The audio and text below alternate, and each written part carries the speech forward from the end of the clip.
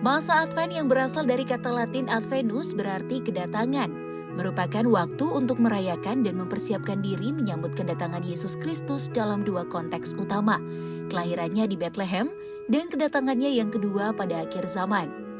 Dalam masa Advent, umat Kristen Katolik Romawi maupun Protestan menyiapkan diri untuk menyambut perayaan tersebut. Sementara itu, menurut Kamus Besar Bahasa Indonesia, Advent berarti peringatan kedatangan Yesus dalam inkarnasinya, serta penantian dan pengharapan akan kedatangan kembali. Pada masa Advent, simbol-simbol liturgis memainkan peran penting dalam merayakan tema-tema khusus setiap masa.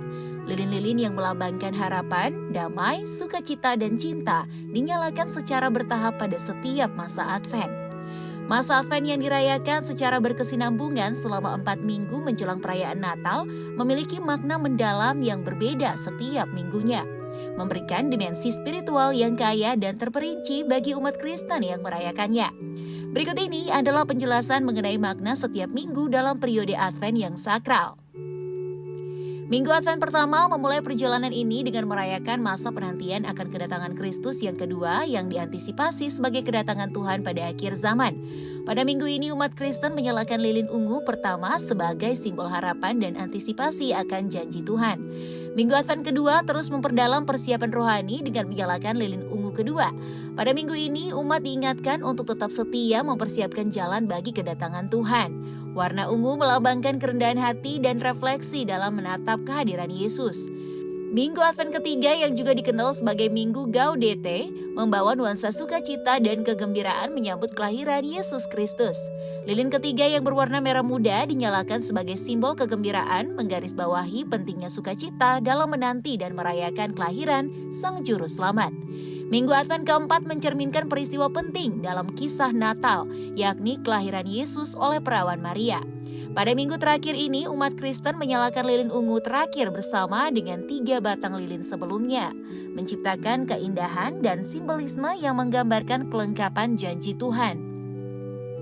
Di samping itu, masa Advent bukan hanya serangkaian perayaan, melainkan juga periode penuh harapan dan kegembiraan yang mengajak umat untuk merenung, berefleksi, dan mempersiapkan diri secara rohani menyambut kedatangan Yesus Kristus.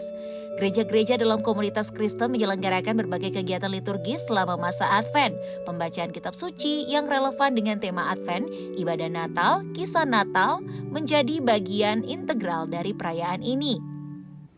Tradisi doa, refleksi, dan juga pertobatan juga diperkuat selama masa ini, menciptakan suasana yang mendalam, penuh makna.